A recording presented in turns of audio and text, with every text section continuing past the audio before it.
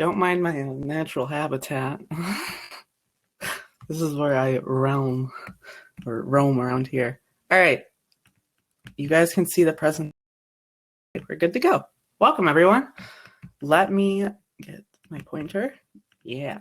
Okay. Welcome to the Secrets of Programming with me, WooleyWool. I'm going to introduce myself so you know who I am and, not listening to some stranger. So I program. I know, that's crazy. I joined Roblox in 2012. I've started developing at age 10. They were mostly free models. So, you'd expect a 10-year-old to go crazy over the catalog of models. Luckily, back then, there weren't any virus stuff, so I didn't have to worry too much about that. I do create tutorials when I have the chance. I've created some notable ones, like the murder mystery one. I believe many of you have seen it on the developer forum. So you can create your own murder mystery game there. I have created a real-time lighting system for a tutorial, which is essentially like Animal Crossing, like with the real times and everything. And the time, as the time changes, so does the lighting. So that's what inspired me. I'm an event organizer. I do game design, but I mainly do programming. This is my second event currently, which I'm really happy about. I'm also a developer forum user. I help out people with like things I would know how to help them out or guide them to the specific APIs. If you haven't seen me yet, you'll see me. Just you wait. To the right, you'll see some of my works, like over here. This is a murder mystery thing I've been working on for the past couple of months. This is a carding game down here. I've added in some new screenshots just so it looks cooler. To work on the carding game, school's been, messing with me. I've been working a lot on the murder mystery game. Currently working on a big bug that's been occurring. A lot of my friends would know this, but like the game just randomly slows down when we don't want that to happen. So I got to figure out how to fix that. This is one of my first UI elements. I know it looks horrible, but trust me, this is where I started. I learned from the Piggy tutorial, if you all remember that. So I tried to expand on that and create my own version of it. I ended up scrapping it just because I felt that it wasn't really something that's unique, and I wanted to go on a path that's something that's new. So that's what I'm hoping on going towards. So some of you, if you have any questions with programming or essentially anything with development, you can ask the questions in the question tab. You will see it to your chat, like towards the top. Just ask away. If you see any questions that are similar to your questions, please like it instead. This will just make it a lot easier on me when I look around.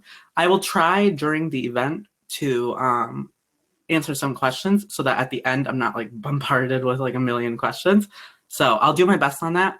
We'll see how it goes. You might see the mirror effect a few times when I try to go back to the chat. Right now I see nothing of what you guys are speaking of, so please don't break the rules.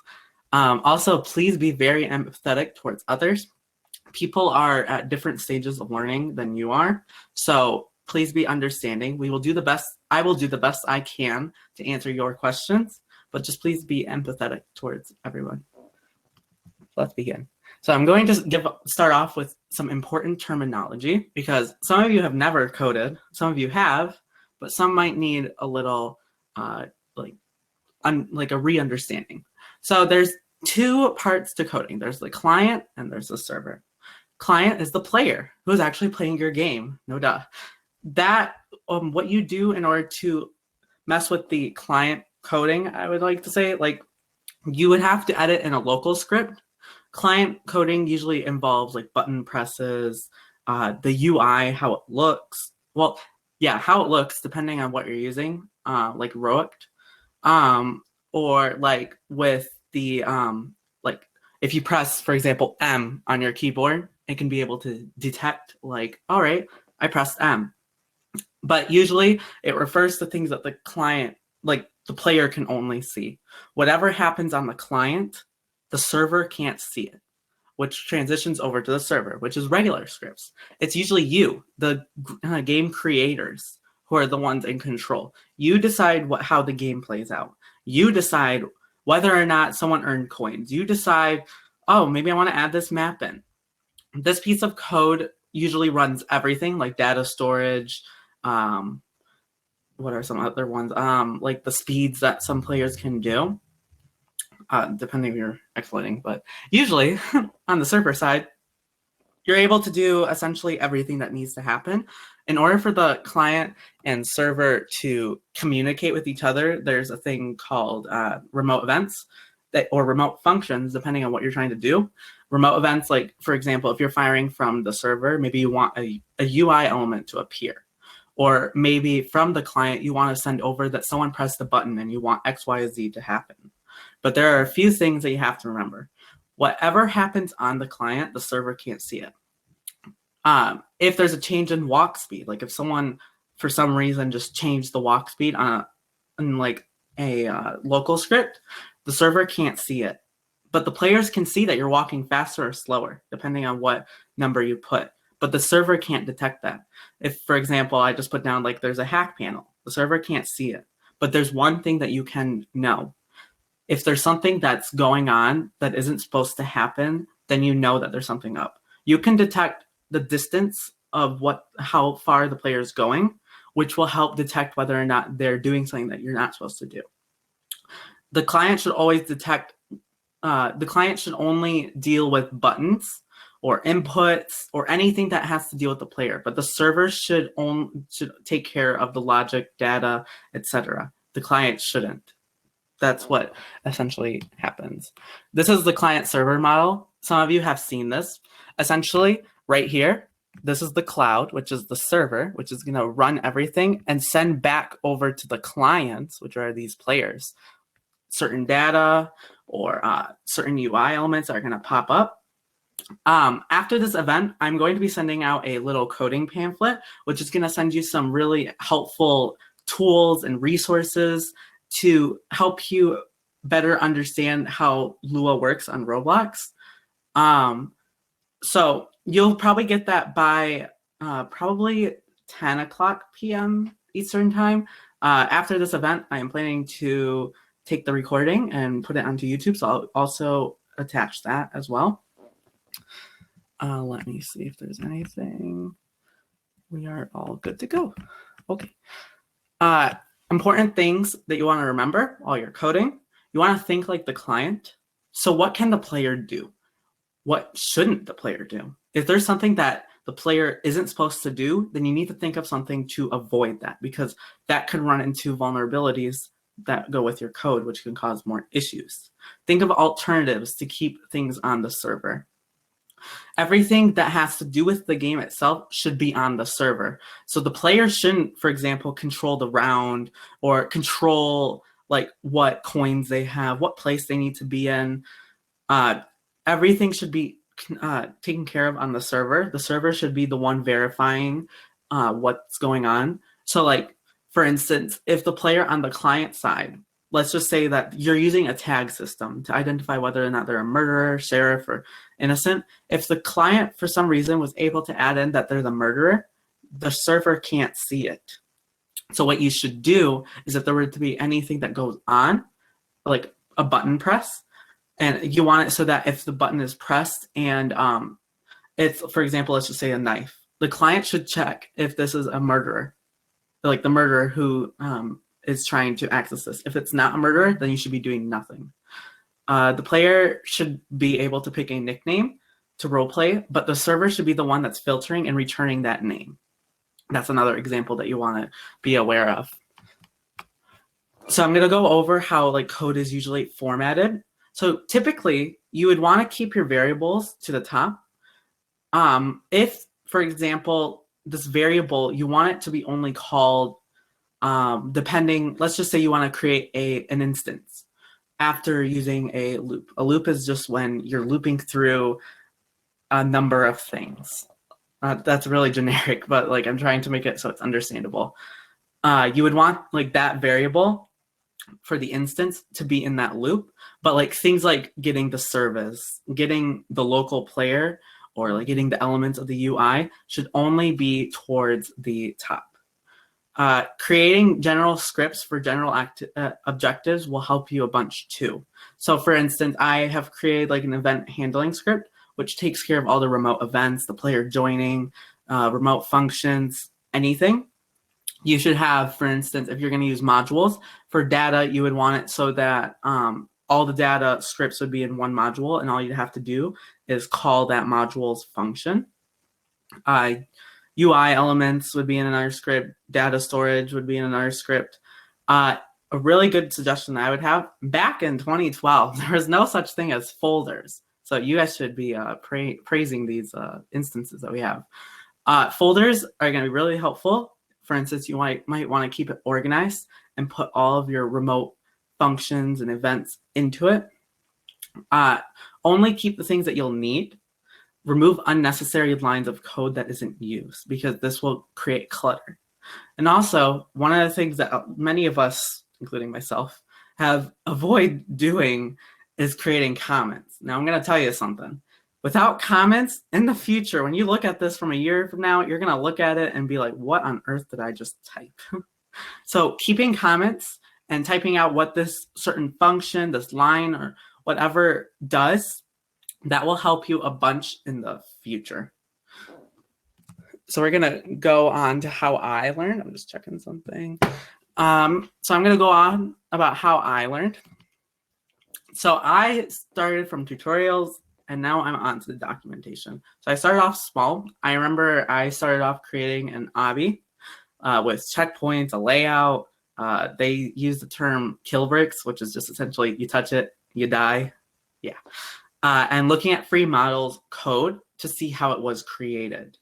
Then after I became a little more familiar, I jumped into the API and looked over some tutorials.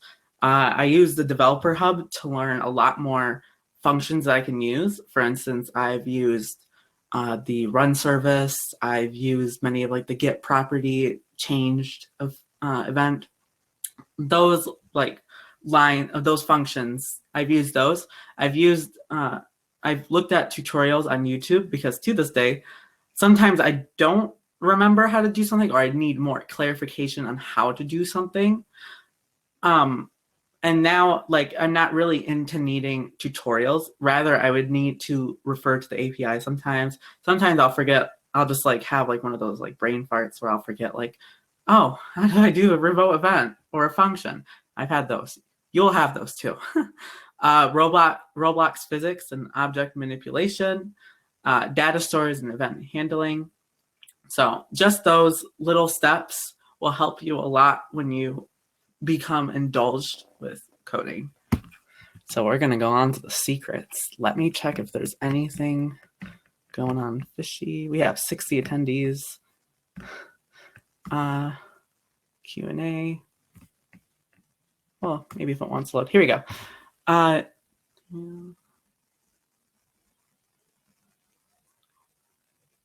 Blacky Toby, you would want to use a messaging service.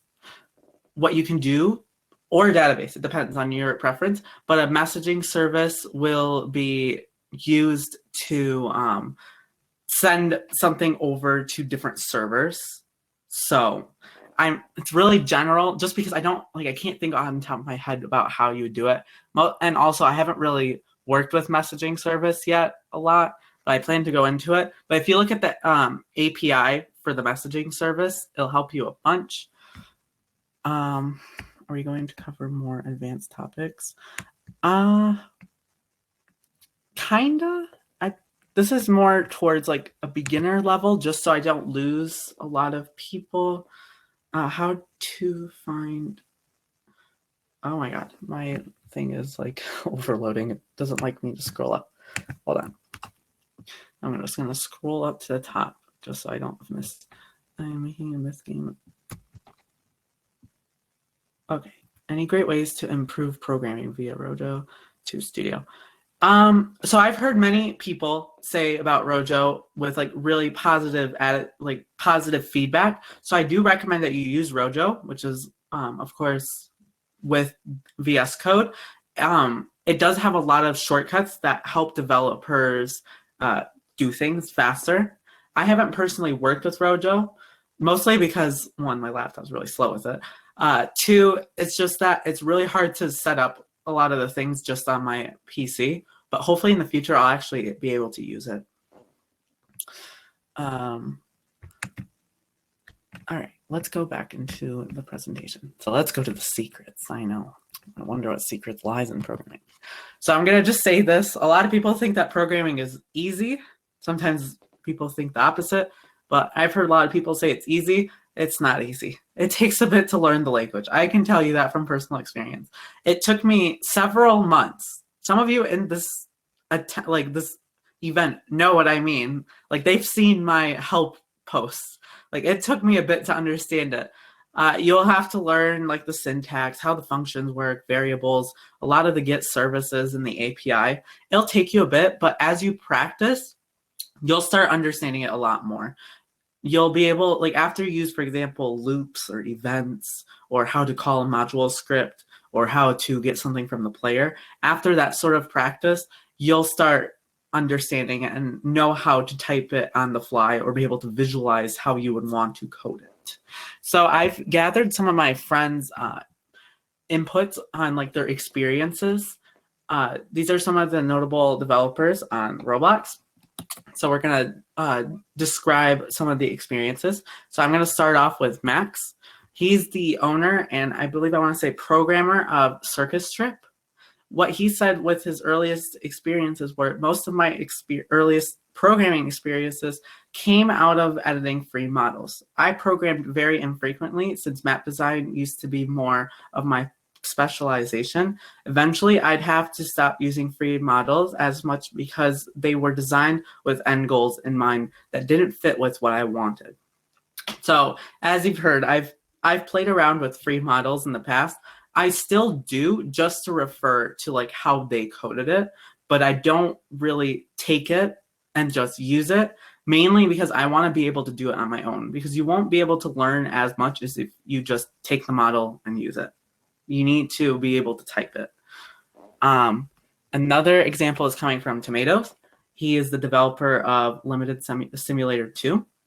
He has stated, once I figured out what the syntax was, I looked into the Lua website, which is lua.org. After around a week of on and off reading, I had the basics down and I started to look into the wiki, which is now the Dev Hub, and watched P's Factory's videos. His tutorials are still up, but they are extremely outdated. However, you can probably still learn a bit from them. Eventually, I started to read from other people's scripts, not random free models, stuff from the developer forum or from people I worked with. I started to get into more advanced programming methods, such as meta methods, as I found it interesting and I wanted to try out something new. If you want to learn how to program, you need to have a curious mind. Otherwise, you will not really get anywhere. Some of you are probably looking at me like, what are meta methods? Basically, what they are is it lets you do object-oriented programming. Object-oriented programming is essentially coding an object to do physics-based things. For example, if you want to do create a car, you want to use object-oriented programming and meta tables, meta methods to have that vehicle going. That's a really basic example. There are probably a lot more people in here that are a lot more familiarized with it. I'm still learning it. Like, I still learn to this day, like how on earth I'm doing some of this stuff. So that's just a really basic example. And our next one is coming from Forever HD. He's created the Top Bar Plus and the Zone Plus. You can see those on the developer forum. He stated that similar to a lot of developers, I initially just grabbed free models and open source scripts, added them to my game, and attempted to modify these. Then used the Roblox wiki, which is now the developer hub, to search up snippets and API members I couldn't figure out. This happened over the period of many years and was very much a passive way of learning. I don't recommend people do this nowadays. There's plenty of well-developed resources in 2021 you can use, such as YouTube tutorials and guides like Alvin Blocks, the Dev King, for example, and sites like the CK Studio Plus, threads and articles, and even in-game tutorials like Boat Bombers, Lua Learning. Around 2017, I discovered the Dev Forum and became a lot more involved, both in asking questions and developing more serious projects and games. It's then, where'd I go? It's then, though, through a combination of asking questions, constantly developing, and working on new projects and actively immersing myself in other resources, particularly open source, that I've learned all the skills I have today. I do recommend that when you first start programming, or even now, if you're a veteran, I do recommend that you do look at some of the tutorials that are on sites or some of the articles. Roblox does provide articles on the developer hub, such as how to use the gradients, how to do a touched event, how to create an obby, just those little things, but you can build off of it to create a lot more things. That's what I did when I first started doing the Piggy tutorial. There were a lot of things that Alvin didn't really talk about. So I immersed myself in learning a lot more of the things. Like I learned how to do remote events and remote functions before he even started getting into that. Learned how to do data storage. I even learned how to use external modules, which was really an experience. The next little secret is programming does have its ups and downs. You will have times when there's always a positive and you're like, oh my God, this works. Yay. And then there'll be those downs where you're spending weeks like me trying to figure out why a certain line isn't working, and then you realize that they're capitalization mistakes. But, you know, you get through them. You'll have, in order to usually combat this, you would want to read over your error if there is one in the output, see which line is having the issue. If there isn't a line that's having an error, then use the debug. Debugging is when you just essentially put a print statement, and if there's like logic statements, and you want to see where it's not being reached. If you see something that isn't being reached, then you know that that if statement isn't true or false, depending on what you are trying to do. And from there, you'll need to figure out what you did and how you would want to fix it. And one of the things I want to say is you want to learn from your mistakes. You don't want to just be like, all right, fixed, moving on, because this issue might appear in the future. It's all a learning curve. Read up on the solution if you don't understand it. There's a ton of resources out there to help you out and understand many of the things that are going on.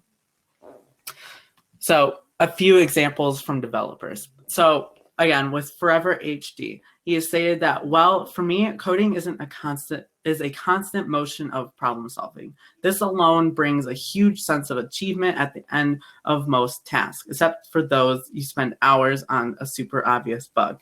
There's also the fulfillment of releasing open source projects, enabling others to grow themselves from a resource you've created, and in return, evolve yourself from feedback and ideas.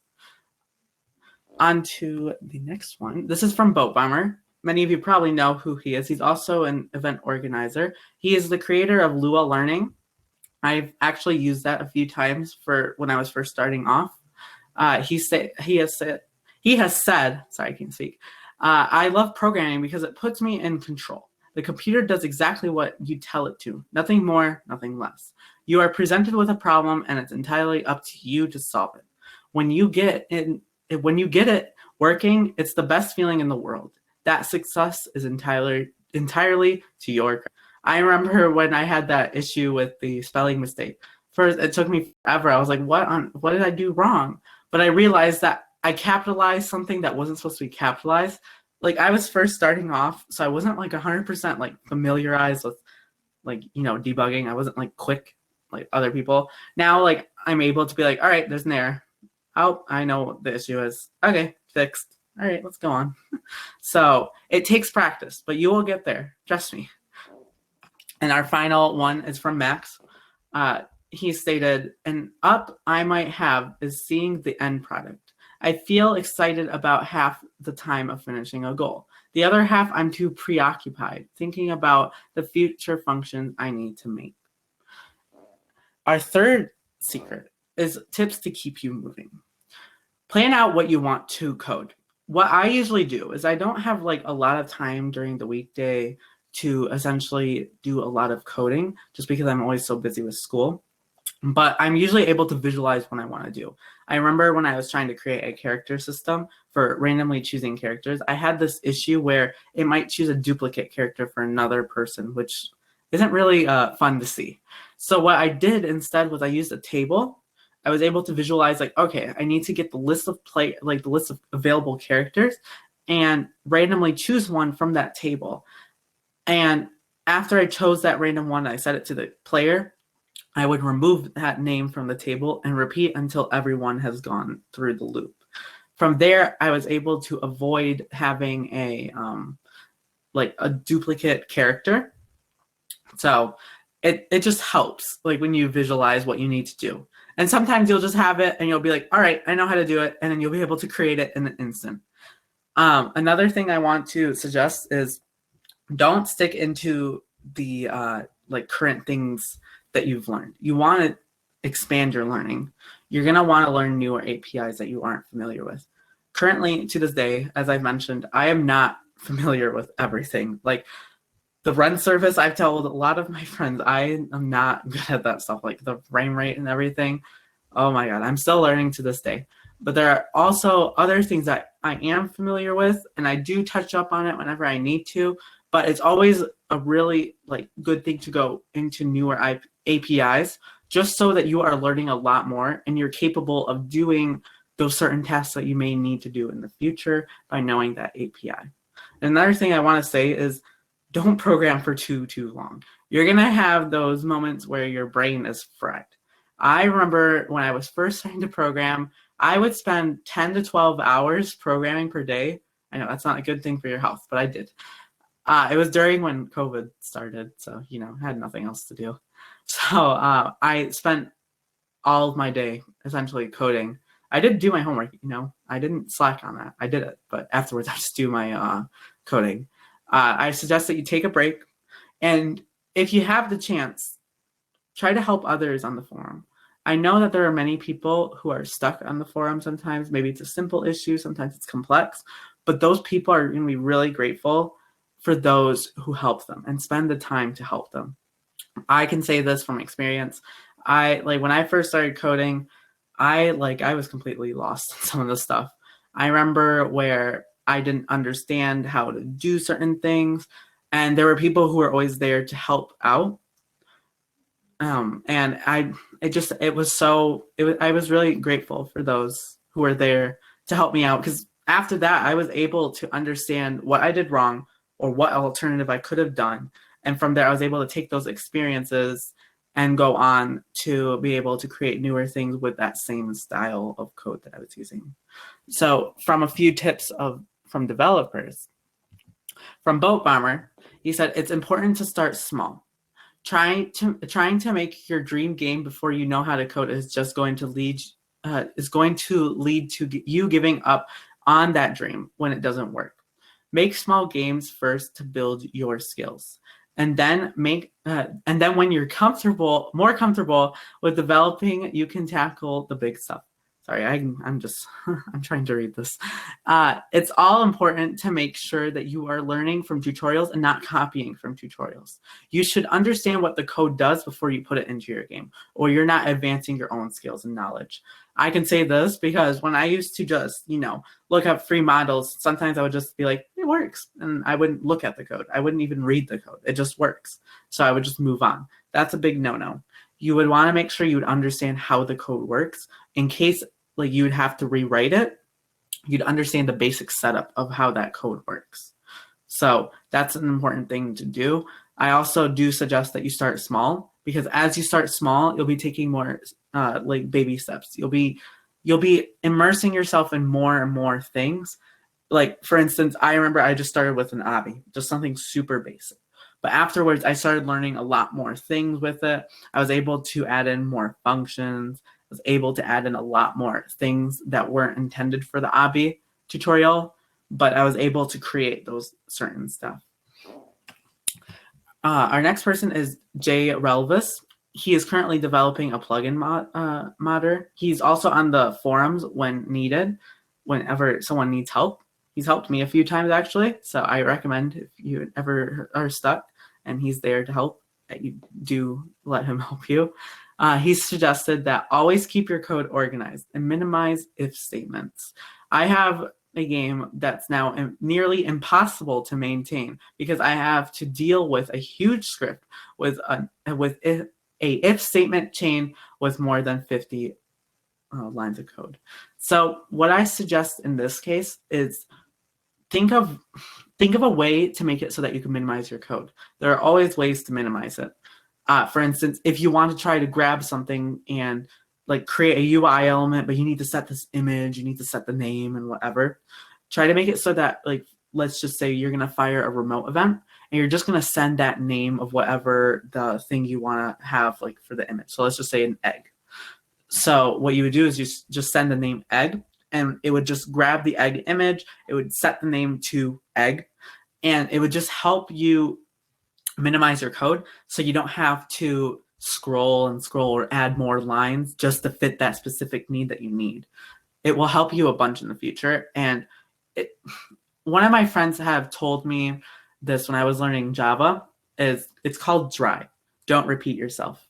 With having a ton of if statements, you're essentially repeating yourself just with different names. So trying to reduce that and making it so that you can just call the function, set whatever, and move on, that will help you avoid repeating yourself. Another tip from Dev Omar. He is the developer of Freeze Tag Reborn. He stated, when starting to learn how to script, it can sometimes be very exciting and you feel like you want to use your newfound skill to make, but please don't do that yet. Take things slowly and work on cool little projects you find fun. The more you practice, the easier you'll find it writing a script for anything you can think of. It's really important that you start off small. You don't want to start off too big, but once you get to the point where you understand everything, it should be really easy to make your dream game.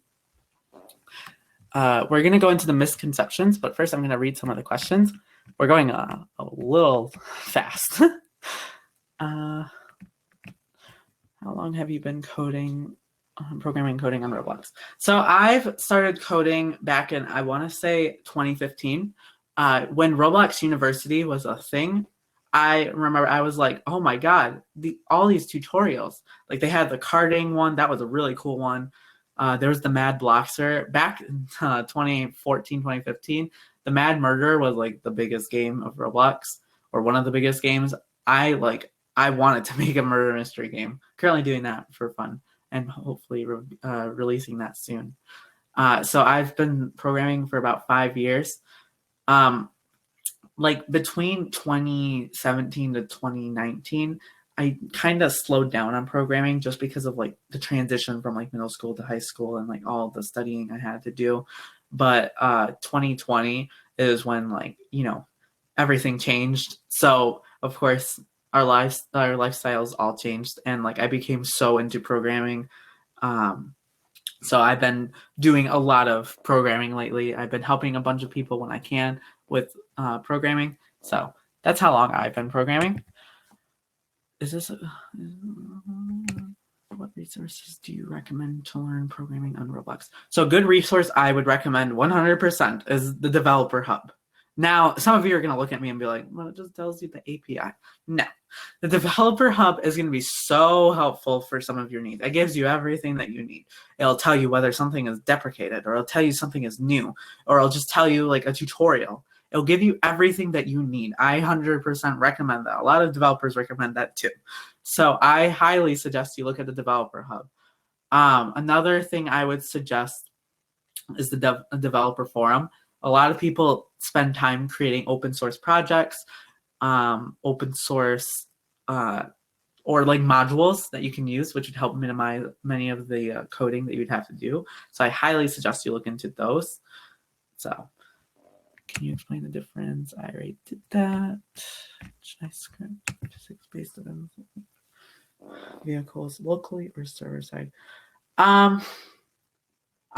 For physics-based events, I would suggest doing it on the server, just so that it's able to do the certain things. I'm not really 100% certain on that. I can't really say that 100%, but that's what I would go with, scripting on the server. Like you would want to detect, like, all right, you would want both local and server scripts to detect whether or not you press the button, or maybe you want like a little pedometer on the bottom to tell you how fast you're going. So that's what I would go.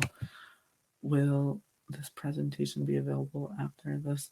Unfortunately, no. This presentation will not be available for people to view, but I'm currently recording this to watch the recording.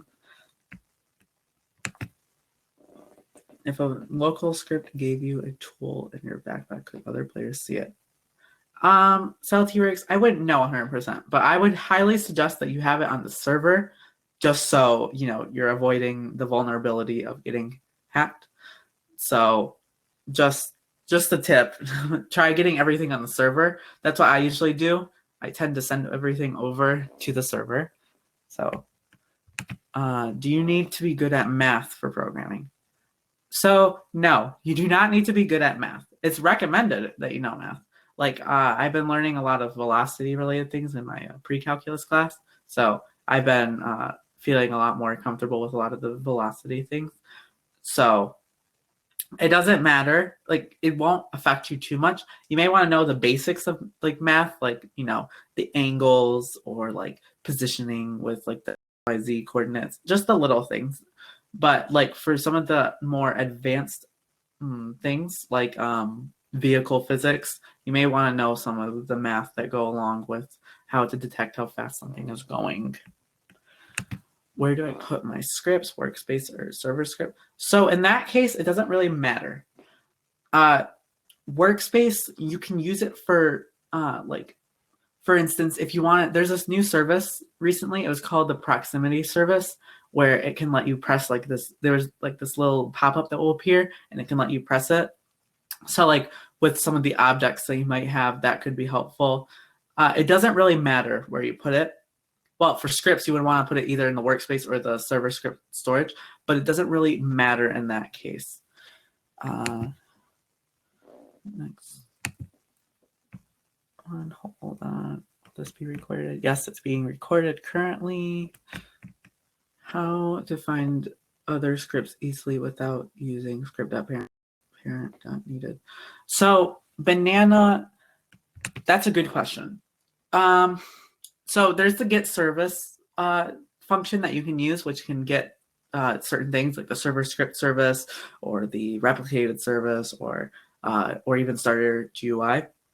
So you can just be like, all right, I need the scripts from server script service. You could just do, let's just say your variable name is server script service. So you just do server script service dot whatever the needed script name is. But you can also do the script.parent. I do that a lot. So yeah, so that's a good question. Why can't Roblox block exploits and backdoors? That's a really good question. There are so many new ways to create exploits, hacks, or whatever, that it's so hard to keep up with like some of these tools. I wouldn't really know 100%, but developers have managed to be able to detect if something nifty is going on. So that's how you don't really see much of hacking going on some of the top games. It's sad that some of the like beginner games are vulnerable to hacks because some people are not as knowledgeable on how to prevent these hacks. So it's hard. It's not easy, but you can get there. Planning out how I would want to prevent like an exploit, like just detecting like, all right, this isn't supposed to happen. So would any tutorials be useful at an intermediate level of scripting and beyond? Cubetonium, I like that username. There's always a tutorial on any level.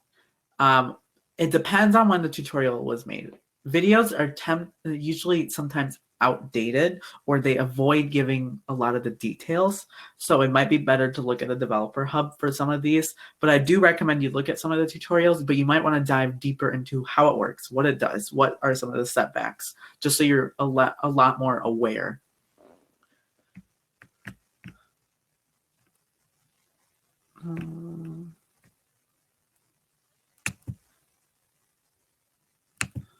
Hold on, I'm just pressing.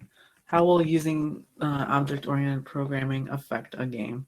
Using it, I wouldn't know 100%. I'm sorry, I wouldn't be able to answer that question. I just know it's really helpful with creating some of the physics-related things. I'm not really 100% familiarized with object-oriented programming. I've seen it, but I haven't really got the chance to actually program it because it's kind of like really advanced, and I'm still learning it. But I'm probably gonna get into that stuff later this year as I go into learning how to create a cart, because I'm not gonna use a free model forever. I gotta learn how to do it myself.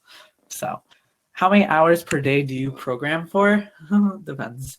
I usually am so busy on weekends. I don't get home until like 6 or 7. So I usually program from like 7 to midnight. So I get to like program for like, I don't know, 5 hours. Days where I'm not busy, it just depends. It depends on the day. If I'm feeling programming like for 10, 12 hours, I'll program for 10 to 12 hours. If I'm not, then I'll probably program for like 3 to 4 hours. But I do take breaks. I don't program straight because I will have burned eyes and I will not be able to think anymore. Is it fine to make scripts to disable and enable other scripts? Banana Killer, you can do that. 100%. You can do that for sure. When you do that, just be aware that you're enabling and disabling, depending on where you're trying to do it. Try to do it on the server just so that the exploiter, for instance, if it's a client who's an exploiter, they can't take advantage of it. But try to avoid, doing it on the client. Try doing it on the server. So sometimes scripts break when Roblox update their engine. How to script something without it breaking? So White Zane, that is inevitable. Can't do anything about it. It's unavoidable. Typically, they do have alternatives to whatever method, whatever function or property is being deprecated. Usually, whenever they change something or deprecate something, deprecate means it's not being supported. So it's not going to be right away murdered and thrown out. No. It's going to be like, it'll take a bit for it to start wearing down, per se. So they'll always provide you an alternative. They're not going to just be like, we're just going to deprecate the part. No, they're not going to do that. They're going to give you an alternative. I am going to go back into the presentation. I like all these questions that you guys are giving. They're really good, and it's really good to understand some of these. So I highly suggest if you have any questions. So we're going to go into the misconceptions of coding. There's a lot of these. So first, you should always trust the client. Always, right? No, never. Never, ever, ever trust the client. That's a big no-no. Essentially what you're doing is you're giving the player power, and some nifty players will take advantage of that, and we don't want that. Try to avoid trusting the client. Like, there's a lot of people who would tell you don't trust the client. I follow that. Like, I'm not going to trust the player who's playing it, even if it's my friend, even if it's someone I know. I'm not going to be able to trust them because giving that trust could be taken advantage of. So avoiding trying to do that. If you do trust the client, this is what could happen to you. You could have explosions happen. You can have someone run around too fast that you can't catch them. So, nerds or nothing. Totally not sponsored. Another misconception is like games or code is just made in days. While it's true to some extent, not always. So, like these games, we have Wild West, Bloxburg, Adopt Me, Arsenal, etc. These games were not made in a day. I'm going to tell you that now. Sure, they were made with like easy parts, but there's so many things you have to take into account when creating scripts. You want to make sure it's not. You want to make sure everything is like no bugs. You have to essentially you want to make sure that your code is extensive enough so that you will not have bugs or something that's happening that isn't intended, or sometimes even code errors. That is something that mostly pops up. Games that are made in a few days would usually not be so secured, I want to say. Games tend to test extensively. Like with my murder mystery game, if you look at it right now, you'll see that it has 700 place visits, mostly because I've tested for over 600 times trying to figure out, all right, this works. Oh, this doesn't work. How would I fix it? And then I would go into that and fix it and then return and see if that's fixed. And you'd want to find bugs and errors. So that is just one thing just some examples as to why games are not made in days, especially with coding. Coding just doesn't change. It's always updated. And finally, another misconception is that like someone would think, my code is perfect. No issues will arise. No. Code will always change. It's inevitable. You'll always have to add new elements. You'll always have to fix bugs. You'll always have to address an issue that, like, on a particular device, like a phone, they can't access something. Well, you'll have to fix that. You'll have to figure out how to make the user experience better for the players who are on different devices. You'll have to make your code secure and sometimes even optimized to the point where it will avoid causing lag into your game. There are so many things that you'll have to change in your code. It's just a matter of when. It's not going to be, it's not all going to be created right away, or like it's not going to happen right away, I want to say. But, you know, you're going to have to change your code. Like, there's no way you're going to avoid that. No. The thing I'd like to always say is that code isn't born. It's made.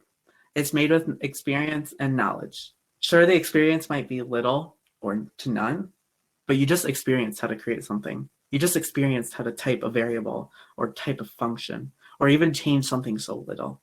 And from that, you'll be gaining more knowledge. We all start somewhere. This is like, see these? These are like from years ago. Like this was 7 years ago. I remember I was playing around with like free models with like some of the like tycoon stuff that we were giving out. I was looking into the scripts and everything. This one was like my first one right over here. I was so into like those Area 51 games where you run away from the Slender Man. So that's what kind of prompted me to create this. This one over here was my first obby. This was like 2 years ago. This is when I was actually starting to dive a little deeper into coding. I wasn't really 100% understanding of how to do things at the time. So I was just starting small, as many people have suggested. This one over here was back when Mad Bloxer and like the Roblox university thing was a thing. So this is kind of like a really big regret, but they said it was advanced, but I didn't really read that. I didn't really like consider that. I just jumped in. So it was a little bit hard for me to understand what was going on.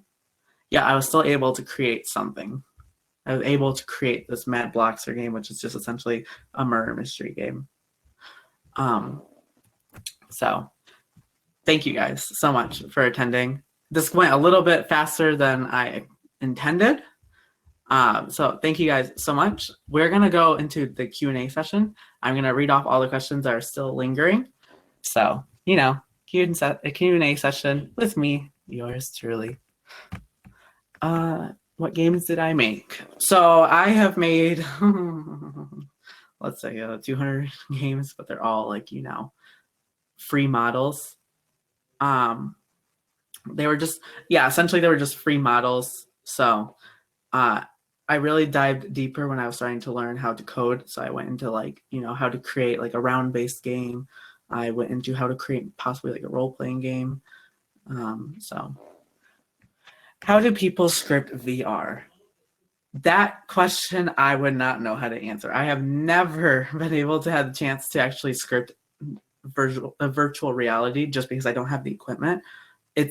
I've heard it's like limited on information, so you'll have to play around with it a bunch. So just something that you want to be aware of. Do you have any tips that deal with procrastination? So Quantex, I'm going to tell you something. I'm the biggest procrastinator you're looking at right now. I do a lot of, I do work. I do the things I need to do. Sometimes I wait till like the last minute. A tip I would say is think of the incentives that you're going to have if you create something. Think of the positives. If you create this now, you can move on from it. You can start creating other things. So just those little things that you think about will help you a bunch in the future. When did I join Roblox? That was in 2012, back in the good old days. Any tips on memorizing coding lessons so I can retain the skill from them? So, Ithurius, I butchered that, right? Hopefully I got that. you will start memorizing how to do things as you progress, as you continue creating many of like your code. It'll start being, I want to say, engraved into your mind, because essentially it's what's going to be happening. You're going to start remembering how to do everything. You're going to be able to be like, oh, I need to create a variable. Oh, okay. Local variable name is equal to whatever. You'll have to like get the service. Just depends on what you need to do. But depending on the experience that you're getting from coding previous things, you'll start retaining a lot of that information. So that's essentially what's going to happen. Sometimes you won't remember how to do the things, which is okay. Nothing wrong with that. Like sometimes I'll forget how to create, a function or a remote event. So just referring to the API will help you, remember how to do it. Sometimes you'll have those moments. So what is my favorite thing I've created? Oh boy. I think I would like to say that I loved creating. I have to say it's that racing game I've been working on. It's so much fun. Like I love to see like how I'm creating. Like I've added in items. It's like, oh my god, I'm doing something that looks so cool. So I thought that was just really fun when I was creating a lot of the things. So that's my favorite. I also like the murder mystery one, but I feel it's a little more tedious because there's so many little things I'm messing up on. But we all learn. We all get there. What should you look for when hiring a programmer? If you're not good at programming yourself, what separates from good and bad? This is a good one, Panda. So you need to look at the experience they have. You need to make sure they understand how to do things. You want to make sure that their projects that they've created or they're showcasing, it looks promising and it fits with your needs. Sometimes some of the programmers are beginners, but they can fool you to think that they're advanced. So looking at what they've created, looking at what they have made would help you. Usually people will come to you like if they know how to do it or they can help you. But just looking for those traits will help you when deciding who you want on your team. What's your favorite Roblox game you've made? Oh, I already answered that, Frank. Should you try to store more data on the client or on the server if you are trying to fit people? I think I understand your question. What you want to do is whatever data you have, you want to store that on the server, because whatever happens on the client, like I mentioned, the server can't see it. So if you do it on the server, everything that you're trying to save will be saved. I actually learned this the hard way. When I was working on my murder mystery tutorial, like one of the things I wanted to include, but I didn't have the really chance to, was having a data store. But I realized that I was changing the data on the local side, which you don't want to do. So when you left, the things weren't being saved, which is not good. So having it on the server will help you a lot more. That's a good question. Oh, my mouse went away. How do I change music on the local side? And would it even be recommended to do that, or just make it? So if there is, I would say it depends on your situation. If you want the music to only be heard by one player or players in a certain area, then you will want it. Okay, if you want it to be heard by one player or a certain number of players, just make it so that it's on the local side. If you're trying to make it on the server side, it's essentially when you're just walking into a zone. If that makes sense. I'm not 100% sure. It just depends on what you feel. Sometimes the sounds are overlapping, which might confuse the player, but that's just what I would suggest. How old do you have to be to join the events team? You'd have to be 16 or up. It would be really fun to have you when you apply. So apply. Are you going to cover your no? Do you think it's the best to learn from developer forum or YouTube? So in this case, it really depends. It depends when something was created and how old it is, because it may be outdated.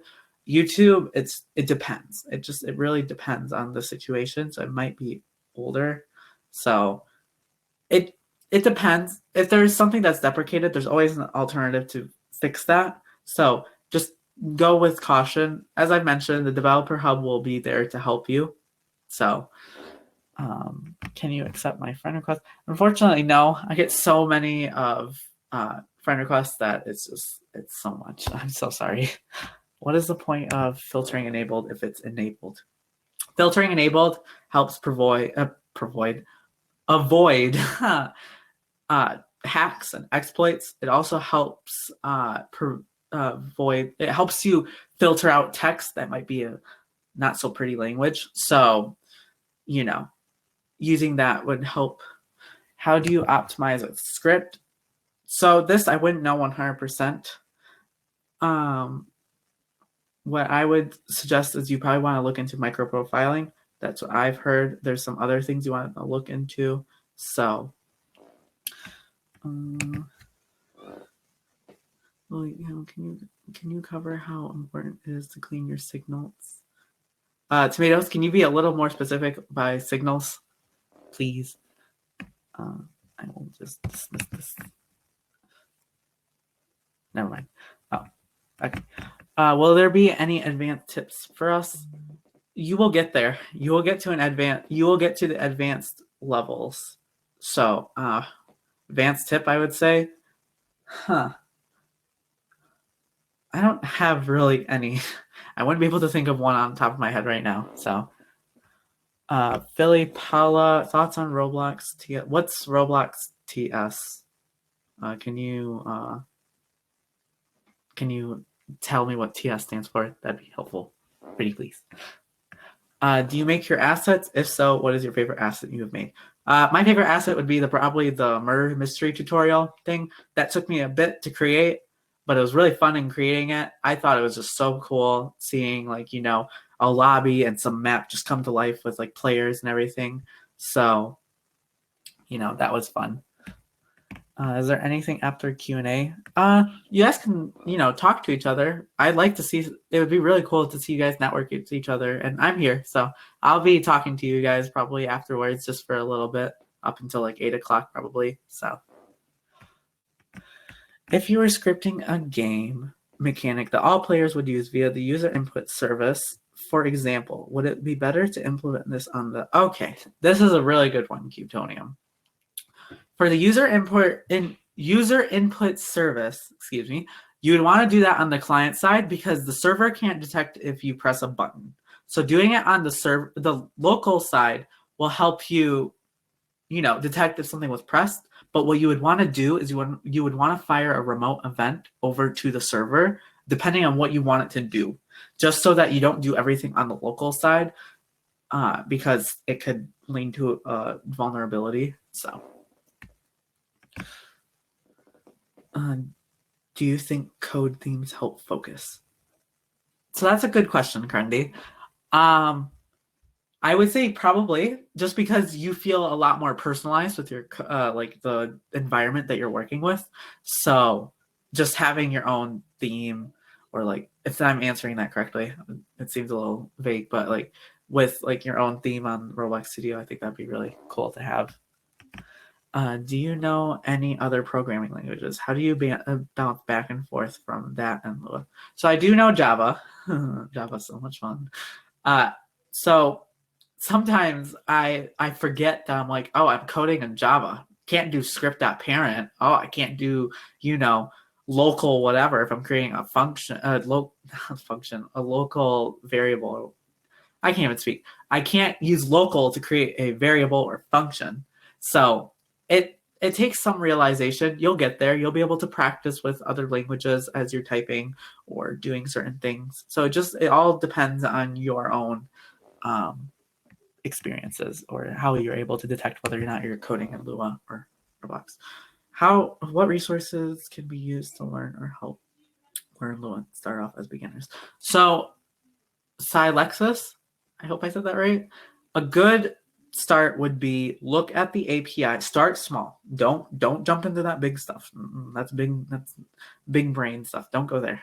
Go into the tutorials that Roblox have provided. Some of the tutorials even YouTubers have provided. We'll be hosting some events with programming. I know Boat Bomber is working on one too in the future. I believe Omar might be too. And I'm working on one currently right now. I'm working on, planning out how to do certain things. So just going to those and learning just the basics will help you get a start on how to code in Lua. Knowledge and understanding. You can use, Koala, yes, there will be other ones. Just stick around on the website and like on the Roblox Dev Relations page, and you'll see them. How do you save data for a player in a game? So Itherios, there's a thing called data stores, which essentially you're taking the data from a table and you're saving that table to the player. And when the player rejoins the game, you're going to get that data. You first want to check if the data is not nil. Nil means nothing. So if it has nothing, then you just move on. If it has stuff in it, then you want to get that data and set those values to make it, make it so that you can get the data and continue off. Does dark mode make your code faster? I don't know. I code in dark mode mostly because I don't want my eyes to, become blinded at dark. But I don't know. It just depends. Some people need it light theme because of accessibility. So I don't really have much of a say on that one. So just depends. Depends on you. Hi. Would you recommend using behavioral trees to model AI behavior? Really? I don't know. I have not gotten to AI yet. Like, I want to. I really want to. I want to learn this AI stuff. I wouldn't know 100%, but I have seen a lot of, I want to say behavior trees. I don't know 100%. I can't really answer that. So, maybe. I don't know. That's a good question, but I wouldn't be able to answer it. Sorry. Your favorite game to make and play? I like round-based games. Those are fun. They're always changing. I've always wanted to make a game that revolves around the player's decisions or revolves around the player's customizations and what they want to do. So I think that's fun. Would you recommend using something like what does FITUMI stand for? Firebolt. I don't know what that stands for. To write unit tests for your game. I would not know what that stands for, so I wouldn't be able to answer that. Which is not classified as one of the temperate climate regions. I would not know that either. I wouldn't be able to think of that on top of my head. What platforms or ways would you recommend for us to find other developers for networking? I don't know if Craftero is here, but he does really good events. I've seen so many people talk about his events. He does networking events where you get to know each other. You get to speak to each other, I believe. You get to mingle around with each other, get to know who you are, what you do. So his events are really helpful. Another suggestion I would say was probably go on the developer forum and look for jobs or create a possible job, if you need any. So that's another way. Or just get to know people. When you get to know them, they're going to be really helpful. I know a lot of my friends from the developer forum that have been there to help me out. So getting to know a lot of the people would be really a benefit. If the trajectory of a cannon is aimed at a bad guy who's 180 feet, what degree would you have to aim? I don't know. I wouldn't know that. It depends. I wouldn't really know. I can't think of that. That's big brain math I would have to write out. Sorry. But there's probably a lot of things. You would have to do a lot of angle of like elevation or depression, depending on what you're doing. That's geometry. That's fun stuff. Who is your favorite developer? I look up to a lot of developers. I don't really have a favorite one because there's so many of them. A lot of people are really cool to talk to. So I have a lot of friends and a lot of cool people I like to talk to. So is it possible to create a script that is able to detect when an exploit is injected or attached when a script is executed? Silexis. So not really. Well, maybe, I don't know. But one thing you can check is if something fishy is going on. Like, I know on Arsenal there are people who like to be mischievous and like to teleport to places and kill people and run away. So detecting their location and detecting the distance that they're going, you can find the distance by taking the current walk speed and multiplying by a certain something. I wouldn't know 100%, but I'm visualizing it. If you multiply it and get that certain number of the typical walk speed that you're supposed to go, and check if it's bigger or smaller. If it's something that's not possible, then you know you're cheating. If it's something that is possible, then they're fine. There are many ways to detect whether or not someone is cheating. It just depends on your own game. So think of ways of how you would think of the client. Think of how they would be doing something that you wouldn't want to do. What are your thoughts on Adopt Me? I think Adopt Me is a really cool game. I just think that the idea and expansions that they've been doing, it's really cool. I know that some people have not really had a really pleasant time with them, but I just think that the things that they've been creating, the things that they've been doing, the things that like we didn't even know that could happen, they've done it. So it's really cool. And like it's been setting a really good example for what the games on Roblox are possibly being able to be made. Is it true that adding uwu to your scripts improves efficiency? I like that answer. Black Star Index. Maybe. I don't know. Haven't tried it. Haven't tried it on my own machine. Try it. How do I make a part react when it's being touched by another part? So Celtirex, there's a thing called the touched event. Touched event lets you be able to detect if it's being touched. What you can do is if you want to detect if it's a player who's being touched, you can use this thing called get player from part or get something along those lines. I can't really think on top of my head on that, but you can detect if it's true. If it is a player, then you know it's a player who's being touched. If not, then it's not going to do anything. That's what I typically code it to do. So my friend told me if I run the command clear on a script I've spent 3 weeks on, will it make it automatically fix error? No.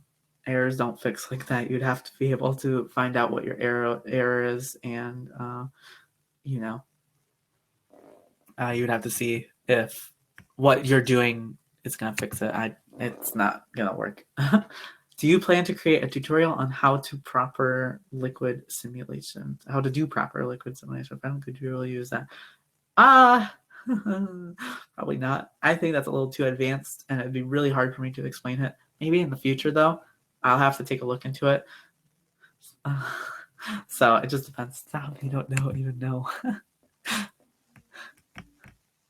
How do coroutines exactly work? Essentially, what coroutines do is it lets you run two things at once. So that's like a really basic thing, but it lets you just do two things at once. Some code yield. Yield just means it pauses other codes. So a coroutine just prevents that and lets you do other things at once. Why did I name myself WooleyWool? I liked the game Yoshi's Woolly, the Yoshi's Woolly World. So Wooley was that, and I just thought, wool, because why not? So, man, I'm getting so many questions. This is great, guys. Go on, hit me up. A bit of a link to the previous question. Is there a way if a player uses an exploit to save your game? For example, using the exploit save instance feature, which lets them save the game on their own system. So unfortunately, there's no way to prevent this. People are mischievous and they will steal your stuff. Typically, the client cannot see the scripts of the game, so they'll only steal the stuff that's being seen. Sometimes some cheaters will be able to get your scripts. It's really rare for that to happen, but it has happened. Unfortunately, there's no way to fix it, so you'll have to live with it. But you can always do a DMCA, which just mine, not theirs, and they go bye-bye. So, do you consider yourself big brain? Sometimes. Sometimes. What YouTube channels have helped you? I used Alvin Blocks a bunch when I was younger. I was like, man, this guy knows everything. So I usually looked at his tutorials. I've created a lot of things with it, like the name tag system. That was fun. So yeah, I used his a lot. I've used the Dev King a few times, but not a lot, just because he's really quick at explaining things and it doesn't really hit my mind so well. Also, why do you have a scary looking face when you said, I don't know. I'm scary, apparently. I don't know. There are often problems using the touched events on fast moving parts. They sometimes don't fire due to leaving. How would you go about fixing that? I wouldn't know. I haven't really experienced this kind of situation. I do know that there are different ways in detecting this and how, fixing this. I just wouldn't have the answer for it currently. That's a good question. I do believe that there are topics on the developer forum that answer this. I know that there are. Do you know how to solve the analytical solution of equal time? This is big brain stuff. I wouldn't know this. Cubic Bezier. No, I'm not there yet. I'm on pre-calculus. I'm not on whatever that is, analytical geometry, I think. What are your thoughts on Navy? I don't know what. Can you show us your medals? Oh, you want to see my medals? I can show you those in a minute. What are your thoughts on the Navy SEALs? Are you talking about those like role playing? I think those are cool. It's fun. Tomatoes. I will show you those medals once I get the chance. I like to show. Is that the Medal of Honor? How long were you in the military? No, this is not. No. This is not the military stuff. This is for. I'm a part of robotics, so we won awards. So no, I'm not part of the military. I'm 18. I'm not going into that stuff. No, thank you. I'm a weakling. I'm not able to run for that. Is your IRL name? Yeah, it is. Have you ever hit a no scope in modern? I don't play that game, so no. How are you doing today? Love your presentation. Why, thank you. I'm doing good. You know, I'm really excited about this event. It was really fun. I hope you guys enjoyed it too. Thoughts on display name? Some people are going to shoot me when I say this, but I think it's a really cool idea. I know a lot of people are like, I want to have this username, but I can't, or I can't afford it. So having that like ability to do it, have ability to change it, it's cool. I know that there are some drawbacks with it, like people can impersonate, but there are always ways to detect if someone's impersonating. In my games, I'm going to try to make it so that it just tells the username rather than their display name, just so it doesn't confuse people. So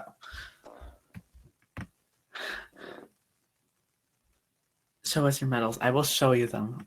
Hold on, guys. Medals of death. No.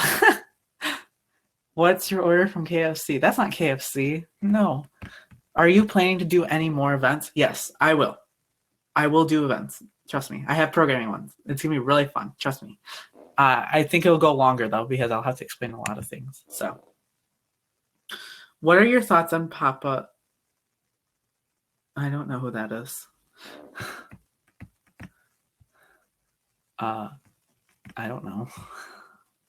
Do you recommend using collection service? Like, it is truly better than putting the same scripts for different parts. I've used it. I would recommend using it. It makes it a lot easier for like detecting, you know, who's what or what is what. So I do believe it's a good thing to use. It makes it a lot easier on you sometimes. I haven't really like specifically got into it, but I've used it before, just a little bit. What's your recommended tips for understanding matrices? Those, no. Those are gross. I wouldn't know how to answer that, unfortunately. I'm not that far. What is my social security number? No. What's your favorite firearm? I don't think that. What's this? I wouldn't know. I set my display name to Alps, which is quite a cool name. It doesn't seem that anyone would be able to impersonate it. It only just changes the name. Yeah, I've seen that. But you're able to check if you know, who is who based on their username. Can you explain coroutines? I already explained that. Nope. Nope, I'm not there. Can we watch you build? No, I'm bad at building. Well, I'm on a Chromebook, so I wouldn't be able to show it. Therefore, no, we're not. Oh wait, therefore, no. What state do I live in? I'm in Michigan. Do you know any open source uncopulated to learn scripting? Yes. So there is one with Breza. He's created the Vesteria game. He made it open source a few months ago.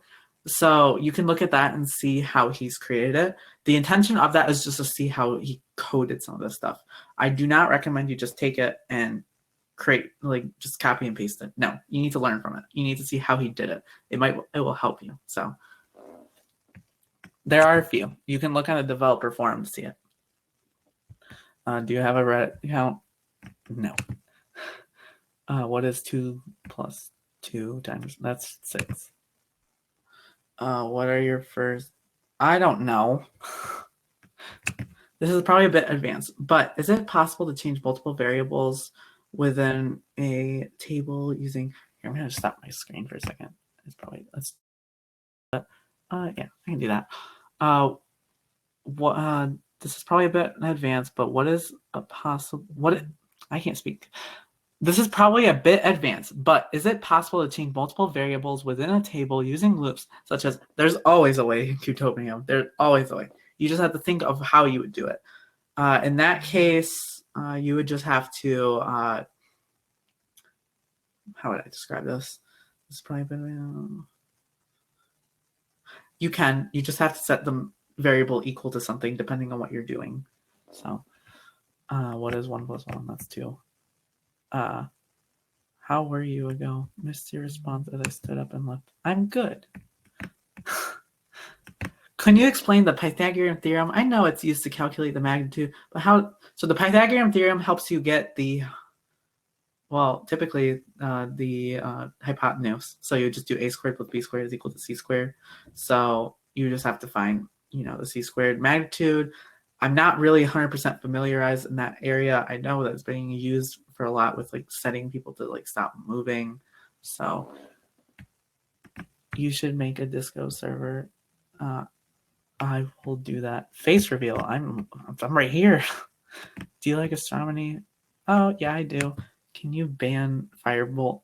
No, Firebolt can stay. He can live. What games inspired you to become? Oh my god. So when I was little, I loved like those Nintendo games like Super Mario Galaxy. I used to play Jumpstart. I don't know if any of you know this. This is like old. Jumpstart is like those educational games. So I was inspired to like create like a little like game that's based off of it, but of course removing the educational purposes stuff because no one likes education in games. So, well, it depends how old you are. So that's what inspired me. And when I got onto Roblox, learning how everything was functioning, it just helped. So,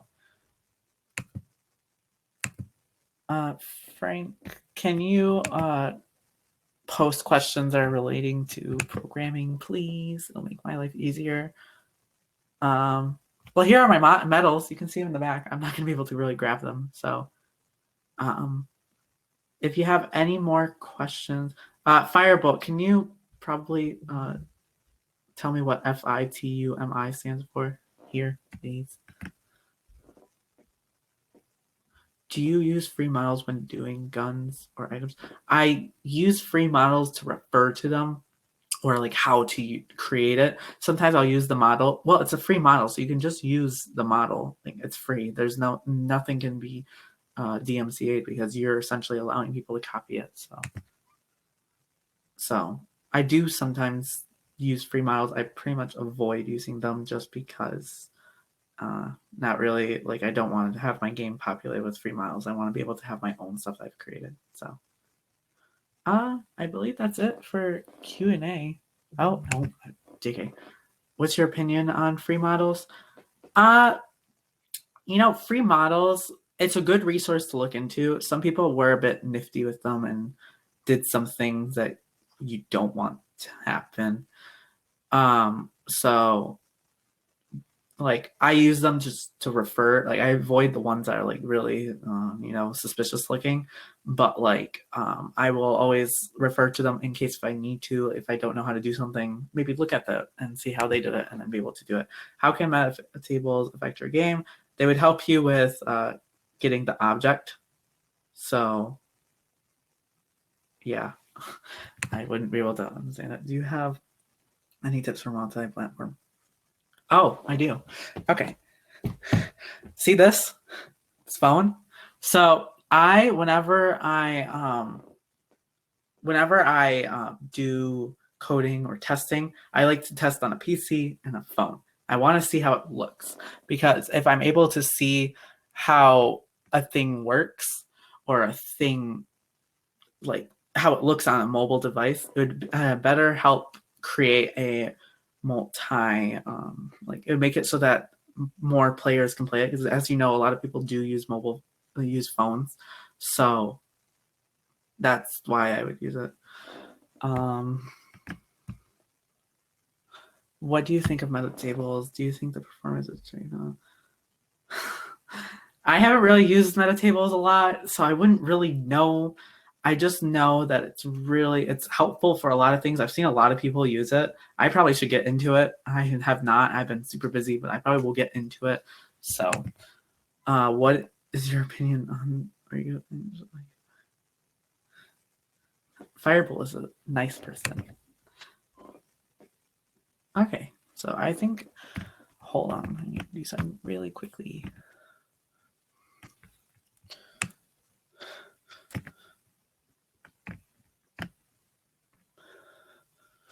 Hold on. There you go. Okay. Back to questions. If you create a single player game that is more so geared for PC in terms of graphics, etc., would it be wise not to do it for mobile? So, Mr. Cool, what you're doing essentially is you are limiting players based on their devices. What you can do is you can you can set up a script to detect if it is mobile. You can always just detect if based on screen size, and based on that screen size, you can detect, you can detect if there are mobile, then have it so that certain things can't be viewed by mobile, or like the materials or the graphics or whatever you're doing, it may not be viewed from mobile, just because it may, kill their device. So fake it till you make it. It's a unit for testing for you. Oh, I did not know that. That's okay. Let me look back at it. This question. Oh my god. Okay. Hold on one second. I just need to answer Firebolt.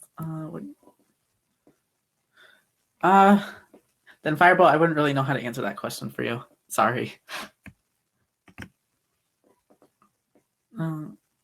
Okay. Oh, we got more. Okay. Let me see what's going on in the general chat. I have not seen it. I'm really curious. Oh. Okay. Sorry, I couldn't really read the chat. I've been really focused on everything, but I'd like to say thank you so much, everyone, for coming. I'm going to stick around here just a little bit so I can read on the chat and see how it's going. I'd like to just thank you so much. A few things I'd like to say before I end is there will be a little survey sent out at 8:30. So if you can fill that out, it would be really helpful for me. It would give me a lot of feedback, how to make my events better, more engaging. So just having those type of feedback would be really helpful. And also later today, I will be sending out a recording of the event. So in case you want to look back at it, then you can totally look back at it. So thank you all so much. Let me stop recording. I will stick around here. I will